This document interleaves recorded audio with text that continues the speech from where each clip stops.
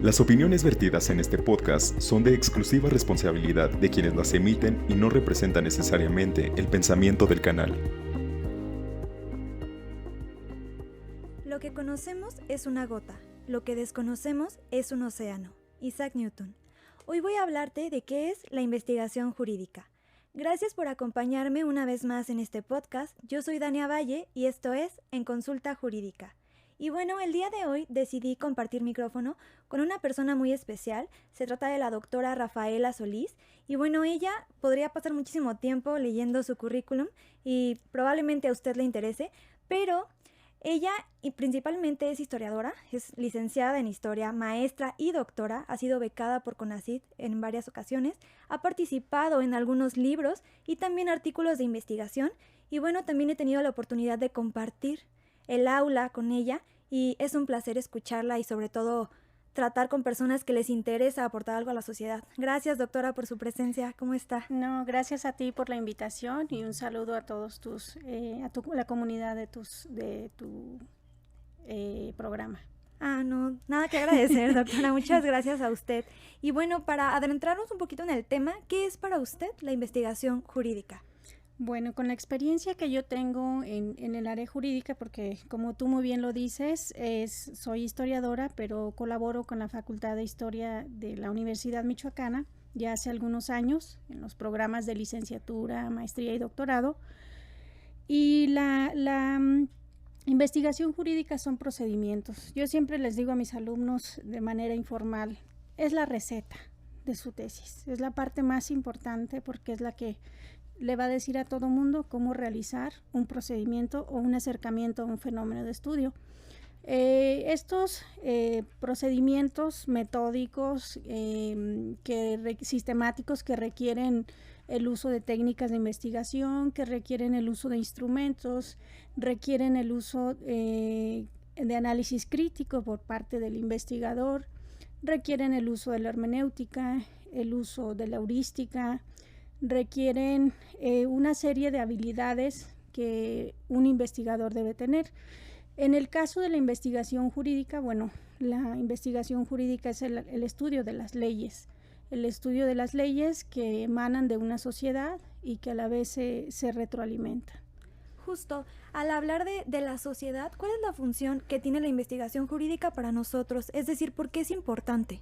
Bueno, es una retroalimentación que hacen las dos. La sociedad es la productora de fuentes, de fenómenos de estudio para el abogado, para el investigador abogado, y en correspondencia el abogado tiene la obligación de actualizarse en todos esos problemas que van surgiendo de las sociedades y actualizarla en torno los abogados son los grandes mediadores de conflicto y la sociedad se rige por normas y esas normas tienen que ir cambiando, tienen que ir evolucionando como va evolucionando la sociedad.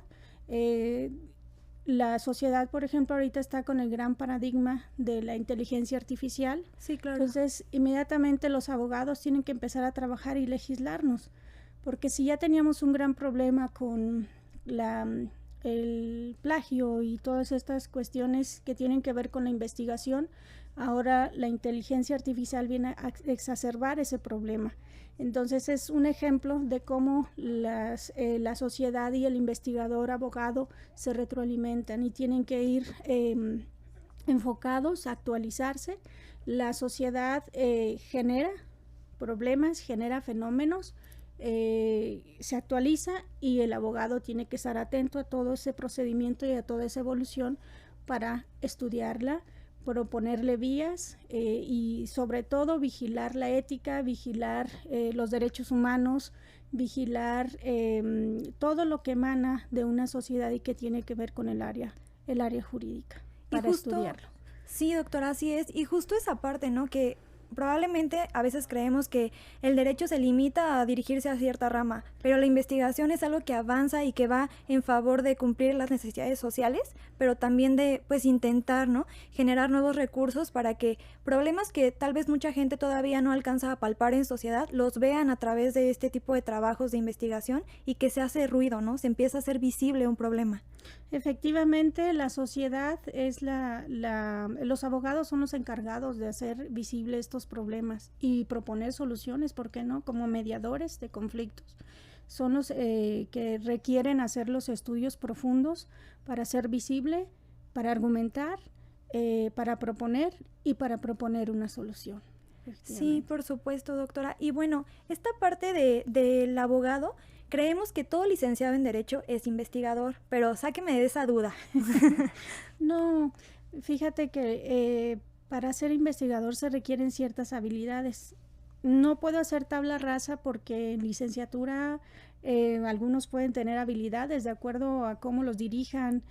Todas las carreras tienen metodología de la investigación. Claro. Y depende de cuánto tiempo se le dedique. Yo puedo ver en mis alumnos que unos tienen más habilidades que otros entienden muy pronto la situación o la dinámica de una metodología, pero hay otros que no, todavía están en doctorado y todavía no comprenden cómo se utilizan esas habilidades de investigación. Entonces no, se requiere desarrollar un sentido crítico, se tiene que enseñar a manejar las fuentes, las leyes, los tratados internacionales, los códigos y la literatura especializada. Tienen que enseñarse a eso, tienen que saber utilizar y entender qué es un proceso hermenéutico, que es toda la parte de la interpretación de diferentes visiones. Tienen que también tener un sentido crítico racional en torno a detectar los problemas que son que pueden ser problemas o pueden ser pertinentes de estudiarlos dentro del área. Tienen que vincularse a redes científicas sociales del conocimiento para que estén actualizados. Estas redes les permiten saber lo que están haciendo en China, en Alemania, en Egipto, y estar actualizados realmente de todos los problemas que se pueden estudiar en el área. ¿Sí? Justo, hablando de estos temas, ¿qué temas aborda en particular la investigación jurídica? Todo aquello que cuestione o se enfoca más como en la rama penal, en la rama fiscal, ¿de qué se ocupa la investigación jurídica? La investigación jurídica es multitemática. En la experiencia que yo tengo, los alumnos estudian todos los temas. Te digo, ahorita yo los estoy llevando a interesarse a temas nuevos como este que acabamos de comentar como paradigma, que es la inteligencia artificial, sí, la bioética, los problemas ambientales relacionados con el derecho, y ya que sean multimétodos o multidisciplinarios en torno a que no les dé miedo trabajar con métodos de ciencias hermanas como la sociología, la economía, la misma historia, la filosofía, que les sirve para darles profundidad a sus estudios. Entonces, son muchos, es el área penal, es el área de los tratados internacionales, es el área de derecho, es el área de como te decía, de la bioética, es el área fiscal, es el área administrativa. En fin, es muy amplia las líneas de investigación que hay, solamente que algunos programas de estudio tienen que enfocarse a ciertas líneas de investigación que les convienen institucionalmente, pero es muy amplio el campo. Yo a veces les digo de broma, no, pues ustedes pueden ir en la combi y pueden detectar cualquier problema que no está dentro de las líneas de investigación. Sí, ustedes totalmente. tienen que formalizarlo y convertirlo en un problema viable para estudiarlo. Entonces, aparte, creo que tiene que ver también como con la necesidad de cuestionarte, ¿no? O sea, una persona que se interesa en la investigación es aquel individuo que no solamente va caminando por la calle, ¿no? Sino sí, que genera cuestionamientos, juicios, y que son juicios de valor que va a fundamentar y argumentar, ¿no? La principal sí, función de un abogado. Efectivamente, hay un proceso de transición que tienes que formalizar esa idea. O sea, todos los problemas o las investigaciones surgen de una idea que puede ser formal o informal, pero de nosotros depende formalizarlo, llevarlo a la pertinencia y sí, cuestionarse. Es decir, al biólogo le molestan ciertos hábitos de las personas, como tirar basura donde no deben, pero ¿cómo sería formalizar ese problema y llevarlo a estudiarlo para proponer una solución práctica? ¿Hay alguna diferencia entre la investigación jurídica y la investigación que se enfoca en ciencias exactas? Sí, en realidad tienen coincidencias y tienen diferencias. La rigurosidad en las dos es un punto en común, el cuidado que se debe de tener es un punto en común y la viabilidad es un punto en común. Sin embargo, el cuantitativo siempre se centra en lo numérico. Digamos que si tuviéramos que definirlo, el cuantitativo o la ciencia exacta es más frío y las ciencias sociales, donde pertenece la metodología jurídica o la ciencia jurídica, pues es más sensible. Entonces, la ciencia exacta estará estudiando la naturaleza, estará estudiando sujetos para cuantificarlos, estará estudiando números, estará estudiando o experimentando, y la ciencia jurídica siempre hace interpretaciones profundas de las leyes, donde sí está inmiscuido el ser humano, pero en una evolución junto socialmente, políticamente, puede ser también económicamente, pero sus acercamientos son sensibles, son profundos, son de interpretación, y la ciencia exacta es 4 más 4 son 8, solo estúdiame cómo llegaste ahí y ya, con gráficas, con números y con acercamientos empíricos a la información, al fenómeno de estudio. Y bueno, la jurídica pues se acerca a las leyes y las cuestiona. Las cuestiona en su aplicación, las cuestiona en su doctrina, las cuestiona en su aplicación práctica, si están funcionando, si no están funcionando, y a partir de ahí hace y propone soluciones.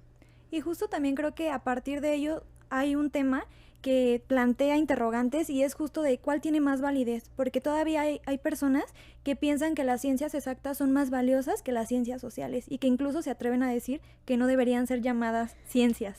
Sí, exactamente. Hay ese, digamos, historia urbana, pero cada una tiene su punto de validez. Como te decía, la validez del cualitativo, que es el que les toca hacer a los abogados, es el manejo de las fuentes. Por eso te decía, una habilidad del investigador importante es saber cuestionar a las fuentes y utilizarlas, incorporarlas y citarlas. Claro. Porque esta es la validez que se le da. También tiene sus procedimientos no numéricos, más bien jerárquicos, de categorías, como es el Atlas T, el Max Qudea, que se pueden utilizar para codificar en el cualitativo, pero son más de interpretación y de acercamiento más reflexivo que otra cosa. Y la validez de la cuantitativo, de la exacta, pues eso, contabilizar y mostrar y explicar alrededor del número. Pero finalmente las dos tienen una validez. El debate nunca lo vamos a solucionar, porque tiene que ver justamente con la orientación y las rutas que siguen cada área de investigación. A un matemático nunca lo vas a convencer de que haga acercamientos sensibles a un fenómeno de estudio. Él es 4 más 4. Sí, exacto. Entonces, y las dos son válidas. Las dos son válidas, las dos tienen su grado de objetividad y también de subjetividad, aunque digan que el número no es solamente objetivo. Desde que uno elige un programa estadístico, está interviniendo la subjetividad, porque uno elige cómo lo va a resolver. Entonces, sí, totalmente. Es un debate que no se va a terminar, y cada quien dará su opinión de acuerdo a cómo trabaje y a cómo se acerque al fenómeno de estudio. Y hablando justo del perfil, hay muchas personas que probablemente les guste leer ciertas investigaciones, pero tal vez no tenga ciertas habilidades desarrolladas para ser un buen investigador jurídico. Y uno de ellos es el tema de la redacción. Para todos aquellos que probablemente estén interesados, pero no sepan cómo, ¿quién puede asesorarlos en tema de, puedo decir esto o que no? Porque va más allá de una coma y un punto. A veces hasta el término que estamos usando, probablemente dependiendo del contexto ya lo estamos empleando mal. Sí, habemos porque yo soy una especialista en escritura científica, y sí, efectivamente, como tú lo dices, tú puedes ver los alumnos excelentes en su tema, se desenvuelven y tienen un conocimiento de su fenómeno de estudio desde todas las perspectivas, pero cuando van a escribir no lo pueden hacer porque no tienen el conocimiento de esa última área de proceso de investigación, que es difundir la investigación. Tenemos un retraso en México, hablando específicamente en México, y si te hablo de Michoacán es más complicado el asunto, de nuestros niveles de interpretación y de escritura. Siempre son muy bajos y tenemos un retraso desde el sistema de enseñanza. Entonces, cuando llegamos a los niveles que los alumnos tienen que hacer sus ensayos, es complejo, porque a ellos los enseñaron solamente a armar una oración en todos los programas. Y ahora hay que argumentar, hay que armar, hay que estructurar. Entonces nos queda corta esa parte. La única manera de aprender es inscribiéndose a diplomados. Afortunadamente tenemos un buen número de programas de diplomados, de cursos, que en todas las universidades se están implementando para eso, justamente apoyar a los universitarios a escribir sus trabajos de investigación en cualquier formato, ya sea ensayo, artículo, tesis o informe. Se está trabajando en ello y es una solución. También hay otra cuestión, pues no van a aprender de la noche a mañana un retraso que traen, pero sin embargo se les dan las bases para ir. Esto se llama alfabetización universitaria, que es enseñarlos eso y otras cuestiones que se debieron aprender en grados anteriores, pero que ahora es la necesidad de enseñarse a niveles más altos. Incluso de lo que usted menciona, yo creo que tendría que tener lugar en los programas de estudio de la licenciatura en Derecho, porque es complicado que lleguemos a niveles a veces de posgrado y que no sepamos escribir un artículo simple o un ensayo con 1000 faltas de ortografía o tal vez palabras que no debías utilizar en ese momento y que probablemente tienes mal entendidas y las estás empleando para querer defender un punto de vista o un argumento. Sí, en ese tema hay muchos problemas en el área de derecho. Efectivamente, en el programa, en licenciatura, tienen clases de argumentación, tienen clases de redacción, pero está enfocada a que escriban demandas. Sí. Entonces tú cuando llegas y te hacen tu primer informe, tu primer protocolo, son páginas y páginas del mismo párrafo, porque ellos escriben demandas llenas de gerundios, llenas de relatos. Sí. Y entonces hace falta esta parte, o sea, hace falta apoyar la parte de escribir, de hacer escritura, de realizar escritura académica o escritura científica.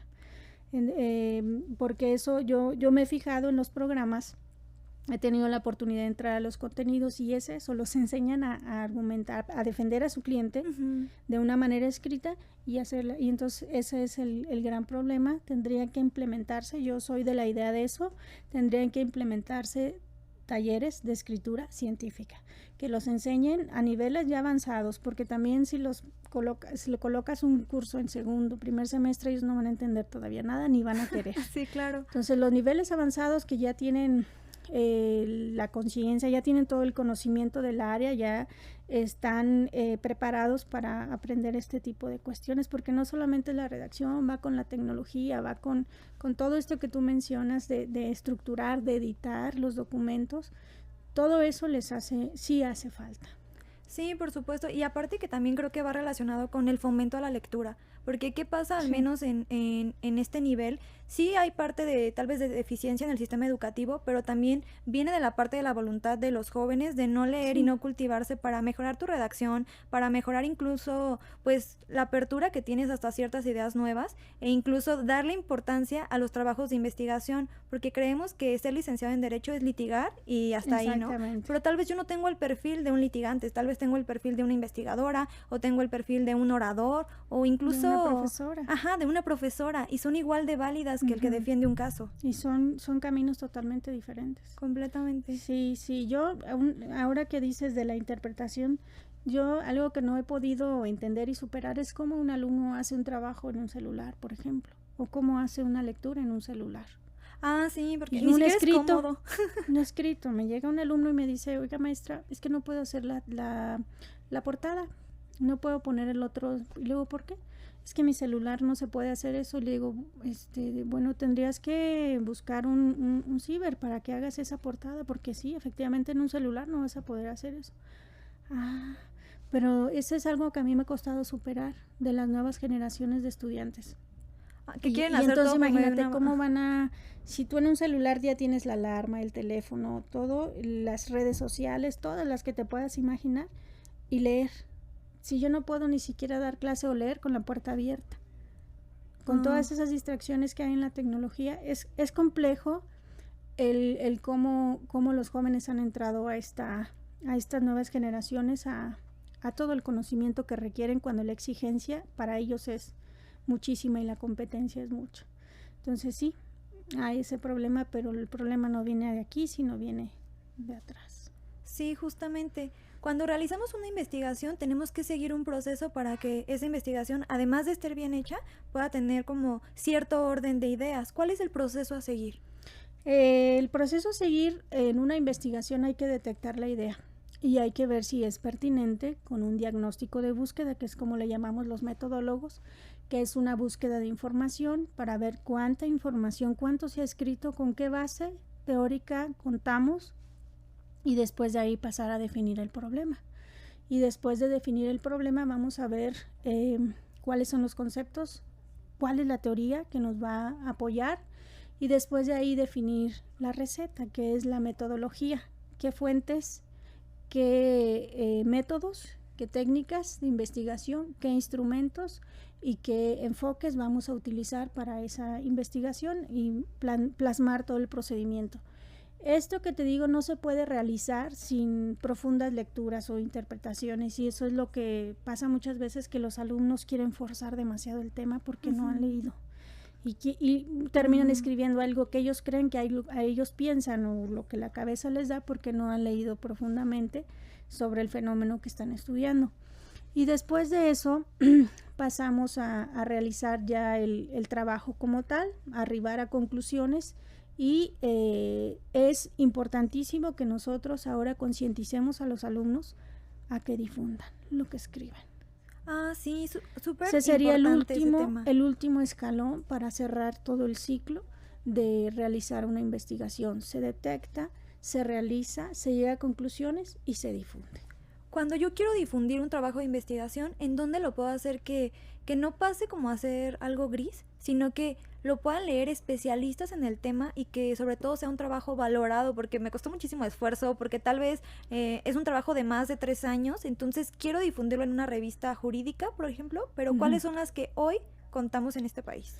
Bueno, el Instituto de Investigaciones Jurídicas de la UNAM tiene revistas indexadas. Hay algunas otras revistas, no recuerdo ahorita en este momento los nombres, pero el Instituto de Investigaciones Jurídicas tiene, la universidad, la Facultad de Derecho tiene otra, y ya hay unas otras en inglés que pueden recibir sus trabajos.